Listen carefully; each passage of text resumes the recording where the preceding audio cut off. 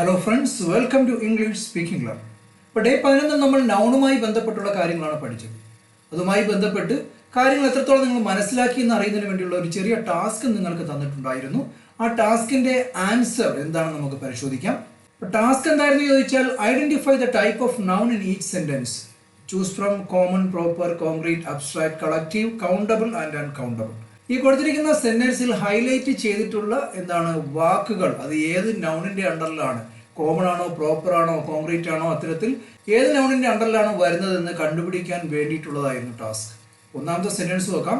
Sara is going to the library. ഇവിടെ Sara എന്ന് പറഞ്ഞു കഴിഞ്ഞാൽ നിങ്ങൾ മനസ്സിലാക്കേണ്ടത് അത് ഒരാളുടെ പേരാണ്. ഒരു വ്യക്തിയുടെ പേര് പറഞ്ഞു കഴിഞ്ഞാൽ അത് പ്രോപ്പർ നൗണാണ് നമ്മൾ പഠിച്ചിട്ടുണ്ട്. രണ്ടാമത്തത് committee has made A decision. Group of person ആണ്, കുറെ വ്യക്തികൾ ചേർന്ന ഒരു ഗ്രൂപ്പ് ആകുമ്പോൾ നമുക്കറിയാം അത് കളക്റ്റീവ് നൗണിന്റെ അണ്ടറിലാണ് വരുന്നത്. അതുപോലെ milk is good for health, അല്ലേ? നമുക്ക് കൗണ്ട് ചെയ്യാൻ സാധിക്കാത്തതാണ് മിൽക്ക് എന്ന് പറയുന്നത്.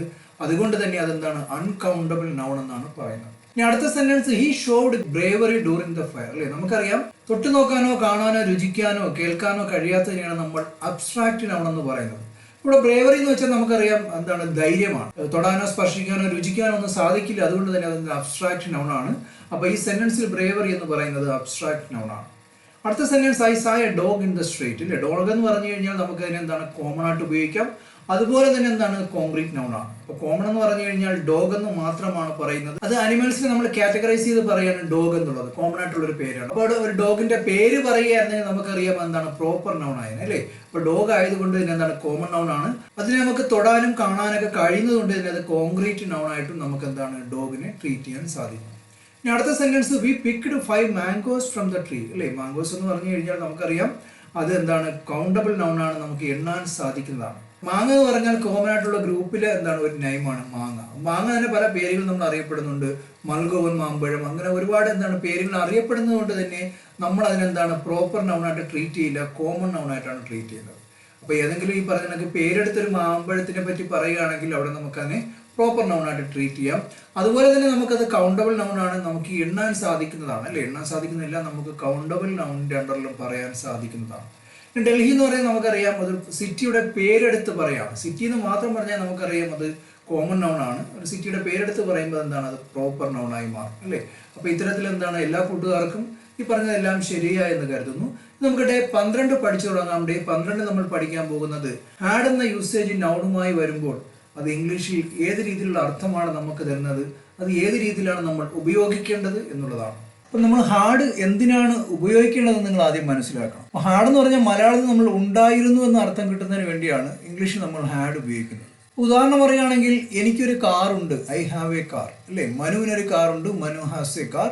അവർക്കൊരു കാറുണ്ട്, ദേ ഹാവ് എ കാർ. അപ്പൊ മനുവിനൊരു കാർ ഉണ്ടായിരുന്നു എന്ന് പറയാണ്. അപ്പൊ മനുവിന്റെ കാർ മനു ഓലക്സിലിട്ട് വിറ്റു എന്നുള്ളതാണ്. ഇപ്പൊ മനുവിന്റെ കയ്യിൽ കാറൊന്നുമില്ല, ഇപ്പൊ മനുവിന്റെ കയ്യിൽ ഒരു സൈക്കിൾ മാത്രമേ ഉള്ളൂ. അപ്പൊ മനുവിന്റെ കയ്യിൽ കാർ ഉണ്ടായിരുന്നു എന്ന് പറയുന്നതിന് വേണ്ടിയാണ് മനു എന്ന സബ്ജക്റ്റ് കഴിഞ്ഞ് നമ്മളിവിടെ ഹാഡ് എഴുതുന്നു, അത് കഴിഞ്ഞ് കാർ എന്ന നൗൺ യൂസ് ചെയ്യുന്നത്. ഒരു സെന്റൻസിൽ ഹാഡ് വന്നു കഴിഞ്ഞാൽ അവിടെ നമ്മൾ ഉണ്ടായിരുന്നു എന്നുള്ള അർത്ഥമാണ് നമുക്ക് കിട്ടുന്നത്.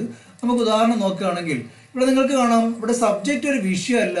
സിംഗുലർ ആയാലും പ്ലൂറൽ ആയാലും ഐ ആയാലും എന്ത് തന്നെ ആയാലും നിങ്ങൾ അത് കഴിഞ്ഞ് ഹാഡ് എഴുതിയാൽ ഉണ്ടായിരുന്നു എന്നുള്ള അർത്ഥം കിട്ടും. അപ്പൊ കഴിഞ്ഞ പാഠത്തിൽ നമ്മൾ ഹാസ് ഓർ ഹാവ്, ഉണ്ട് എന്ന അർത്ഥം കിട്ടുന്നതിന് വേണ്ടി ഉപയോഗിച്ചു. അവിടെ സിംഗുലർ ആണെങ്കിൽ ഹാസും, ഒന്നിൽ കൂടുതൽ ഐ ആണെങ്കിൽ നമ്മൾ ഹാവും ആണ് ഉപയോഗിച്ചത് സബ്ജക്റ്റ് കഴിഞ്ഞിട്ട്, അല്ലേ? അപ്പൊ ഇവിടെ നമ്മൾ എന്താണ്, സബ്ജക്റ്റ് നമുക്കൊരു വിഷയമേ അല്ല. ഒന്നാമത്തെ സെന്റൻസിൽ എന്താണ്, അവിടെ she dash A pet dog എന്നാണ്. അവൾ കഴിഞ്ഞ് എ പെറ്റ് ഡോഗ് എന്ന് മാത്രമേ ഉള്ളൂ. ഇത് പൂർണ്ണമായ ഒരു സെന്റൻസ് അല്ല എന്ന് നമുക്കറിയാം. കാരണം എന്താണ്, ഇവിടെ എന്തോ ഒന്ന് മിസ്സിംഗ് ആണ്. അപ്പൊ അവിടെ നമ്മൾ ഹാസ് എഴുതുകയാണെങ്കിൽ she has A pet dog എന്ന് വെച്ചാൽ അവൾക്കൊരു പെറ്റ് ഡോഗ് ഉണ്ട് എന്നുള്ളതാണ്. അവളുടെ കയ്യിൽ ഇപ്പോഴും അത് ഉണ്ട് എന്നുള്ള അർത്ഥം കിട്ടുന്നതിന് വേണ്ടിയാണ്. അവൾക്കൊരു പെറ്റ് ഡോഗ് ഉണ്ടായിരുന്നു എന്ന് പറയുന്നതിന് വേണ്ടിയാണ് നമ്മളിവിടെ ഹാഡ് യൂസ് ചെയ്യേണ്ടത്. അതിനർത്ഥം അവരുടെ കയ്യിൽ ഇപ്പോൾ ആ ഒരു പെറ്റ് ഡോഗ് ഇല്ല എന്നുള്ളതാണ്. നമ്മൾ പറയുന്നത് she had A pet dog എന്നുള്ളതാണ്. അടുത്ത നമുക്ക് നോക്കാം, the boy dash A red ball, അല്ലേ? ഇവിടെ നമുക്ക് സബ്ജക്റ്റ് ഒരു വിഷയമല്ല, എന്ത് തന്നെയായാലും ഹാഡാണ് എഴുതേണ്ടത്. The boy had A red ball, ആ കുട്ടിക്ക് ഒരു റെഡ് ബോൾ ഉണ്ടായിരുന്നു എന്നുള്ളതാണ്, ഇപ്പോൾ ആ റെഡ് ബോൾ ഇല്ല എന്നുള്ളതാണ് അതിന്റെ അർത്ഥം. അടുത്ത നമുക്ക് പ്ലൂറൽ ആയിട്ടുള്ള സബ്ജക്റ്റ് നോക്കാം. അവിടെ സബ്ജക്റ്റ് ഒരു വിഷയമല്ല എന്ന് ഞാൻ പറഞ്ഞു. They had a big house, അല്ലേ? അവർക്കൊരു വലിയ വീട് ഉണ്ടായിരുന്നു എന്നുള്ളതാണ്. അതുപോലെ we had a great time, നമുക്ക് നല്ലൊരു സമയം ഉണ്ടായിരുന്നു എന്നുള്ളതാണ്. ചിലപ്പോൾ പാർട്ടിയിലാകാം, അല്ലെങ്കിൽ എന്താണ് നമ്മൾ ടൂർ പോയ സമയത്തായിരിക്കാം. അത്തരത്തിൽ നമുക്ക് നല്ല സമയം ഉണ്ടായിരുന്നു എന്ന് പറയുന്നതിന് വേണ്ടി നമ്മൾ ഹാഡ് എന്ന ഓക്സിലറിയാണ് അവിടെ ഉപയോഗിച്ചത്. ഇത് ഗേൾസ് ഹാഡ് എ പിക്നിക് അല്ലേ, ആ പെൺകുട്ടികൾക്ക് എന്താണ് ഒരു പിക്നിക് ഉണ്ടായിരുന്നു എന്ന് പറയാൻ വേണ്ടിയാണ് അവിടെ നമ്മൾ ദ ഗേൾസ് എന്ന സബ്ജക്റ്റ് കഴിഞ്ഞ് ഹാഡ് എന്ന ഓക്സിലറി വെർബ് ഉപയോഗിച്ചത്. ഇനി ഐ എന്ന സബ്ജക്റ്റ് വന്നു കഴിഞ്ഞാൽ അവിടെ പോസിറ്റീവായിട്ടുള്ള സെന്റൻസിൽ എന്താണ് ഞാൻ പറഞ്ഞു, ഒരു വ്യത്യാസവുമില്ല, എല്ലാത്തിലും നമ്മൾ ഹാഡ് തന്നെയാണ് യൂസ് ചെയ്യേണ്ടത്. ഐ ഹാഡ് എ കാർ, എനിക്കൊരു കാർ ഉണ്ടായിരുന്നു, അതിനർത്ഥം ഇപ്പോൾ എൻ്റെ കയ്യിൽ കാറില്ല, ഞാൻ ആ കാർ വിറ്റു എന്നുള്ളതാണ്. ഇനി I had an interesting book, എൻ്റെ കയ്യിൽ ഒരു ഇൻട്രസ്റ്റിംഗ് ആയിട്ടുള്ള ഒരു ബുക്ക് ഉണ്ടായിരുന്നു, ഇപ്പോൾ അത് മിസ്സിംഗ് ആണ്, അല്ലെങ്കിൽ ആരോ എൻ്റെ കയ്യിൽ നിന്ന് വാങ്ങിക്കൊണ്ട് പോയി, ആ ഇൻട്രസ്റ്റിംഗ് ആയിട്ടുള്ള പുസ്തകം ഇപ്പോൾ എൻ്റെ കയ്യിൽ ഇല്ല എന്നുള്ള അർത്ഥമാണ്. അപ്പോൾ ഇത്തരത്തിലാണ് നമ്മൾ ഹാഡ് ഉപയോഗിച്ചുകൊണ്ട് പോസിറ്റീവായിട്ടുള്ള സെന്റൻസുകളിൽ ഉണ്ടായിരുന്നു എന്ന അർത്ഥം കിട്ടുന്നതിന് വേണ്ടി നമ്മൾ ഉപയോഗിക്കേണ്ടത്. ഇനി നമുക്ക് നെഗറ്റീവ് എങ്ങനെയാണ് ഉണ്ടാക്കേണ്ടതെന്ന് നോക്കാം. അപ്പോൾ എല്ലാത്തിനും പോസിറ്റീവും നെഗറ്റീവും ക്വസ്റ്റ്യൻസും ഉണ്ട്. അതുണ്ടെങ്കിൽ മാത്രമേ ഇംഗ്ലീഷ് എന്താണ് എഴുതാനും അതുപോലെ സംസാരിക്കുവാനും സാധിക്കുകയുള്ളൂ. അപ്പോൾ എനിക്കൊരു കാർ ഉണ്ടായിരുന്നു എന്ന് പറയുമ്പോൾ എനിക്കൊരു കാർ ഉണ്ടായിരുന്നില്ല, എനിക്ക് കുറച്ച് പ്രശ്നങ്ങൾ ഉണ്ടായിരുന്നു, അല്ലെങ്കിൽ എനിക്ക് എന്താണ് കുറച്ച് പ്രശ്നങ്ങൾ ഉണ്ടായിരുന്നില്ല എന്നൊക്കെ നമ്മൾ പറയാനും നമ്മൾ അറിഞ്ഞിരിക്കണം. നെഗറ്റീവ് നമ്മൾ അറിഞ്ഞിരിക്കണം. അതിന് നമ്മൾ ഉപയോഗിക്കുന്ന യൂസേജ് ആണ് ഡിഡ് നോട്ട് ഹാവ്. സബ്ജക്റ്റ് വിഷയമല്ല, എന്ത് തന്നെ ആയാലും നിങ്ങൾ ഉണ്ടായിരുന്നില്ല എന്ന് പറയുന്നതിന് വേണ്ടി ഇംഗ്ലീഷിൽ ഉപയോഗിക്കേണ്ടത് സബ്ജക്റ്റ് കഴിഞ്ഞ് നമ്മൾ ഡിഡ് നോട്ട് ഹാവ് എന്നുള്ള യൂസേജ് ആണ്. അപ്പോൾ ഇവിടെ നോക്കിക്കഴിഞ്ഞാൽ സിംഗിൾ ആയിട്ടുള്ള സബ്ജക്റ്റും പ്ലൂറലും ഐയും ഇവിടെ ഒരു വിഷയമല്ല, എന്ത് തന്നെ ആയാലും നമ്മൾ ഡിഡ് നോട്ട് ഹാവ് എന്നാണ് എഴുതേണ്ടത്. She did not have a pet dog, അവൾക്കൊരു വളർത്തുനായ ഉണ്ടായിരുന്നില്ല എന്നുള്ളതാണ്. The boy did not have a red ball, ആ കുട്ടിക്ക് എന്താണ് ഒരു റെഡ് ബോൾ ഉണ്ടായിരുന്നില്ല എന്നുള്ള അർത്ഥമാണ് അവിടെ ഡിഡ് നോട്ട് ഹാവ് യൂസ് ചെയ്തതിലൂടെ നമുക്ക് കിട്ടുന്ന അർത്ഥം. ഇപ്പൊ പ്ലൂറൽ ആയിട്ടുള്ള സബ്ജക്ട് നോക്കുകയാണെങ്കിൽ അവർക്ക് എന്താണ് ഒരു വലിയ വീട് ഉണ്ടായിരുന്നില്ല എന്ന് പറയാൻ നമുക്കറിയാം, they did not have a big house അല്ലേ. ആ പെൺകുട്ടികൾക്ക് പിക്നിക് ഉണ്ടായിരുന്നില്ല എന്ന് എങ്ങനെ പറയും, the girls did not have a picnic എന്നുള്ളതാണ്. ഇനി ഐ എന്ന സബ്ജക്ട് നോക്കുകയാണെങ്കിൽ I did not have a car, എനിക്കൊരു കാർ ഉണ്ടായിരുന്നില്ല. I did not have an interesting book അല്ലേ, എനിക്ക് ഇൻട്രസ്റ്റിംഗ് ആയിട്ടുള്ളൊരു പുസ്തകം ഉണ്ടായിരുന്നില്ല എന്നുള്ളതാണ് സെന്റൻസ് നമുക്ക് നൽകുന്ന അർത്ഥം എന്ന് പറയുന്നത്.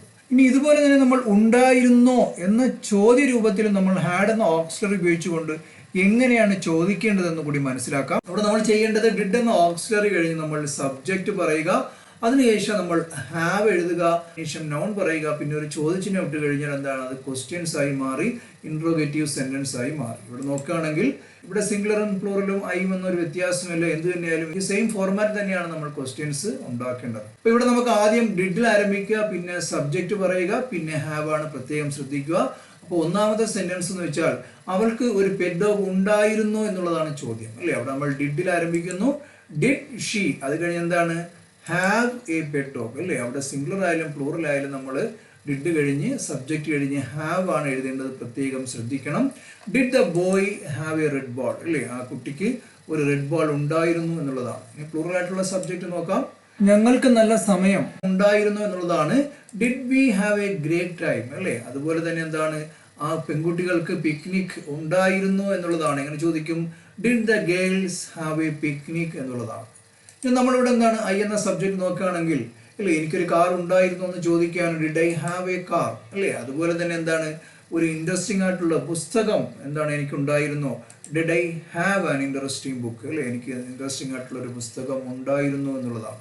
അപ്പോൾ ഉണ്ടായിരുന്നു എന്നുള്ള ചോദ്യത്തിന് നമുക്കറിയാം ഡിഡിൽ ആരംഭിക്കുക, സബ്ജക്റ്റ് എന്ത് തന്നെ ആയാലും അത് എഴുതുക, സിംഗുലർ ആയാലും പ്ലൂറൽ ആയാലും ഒരു വ്യത്യാസവുമില്ല. അത് കഴിഞ്ഞ് നമ്മൾ ഹാവ് ആണ് യൂസ് ചെയ്യേണ്ടത്.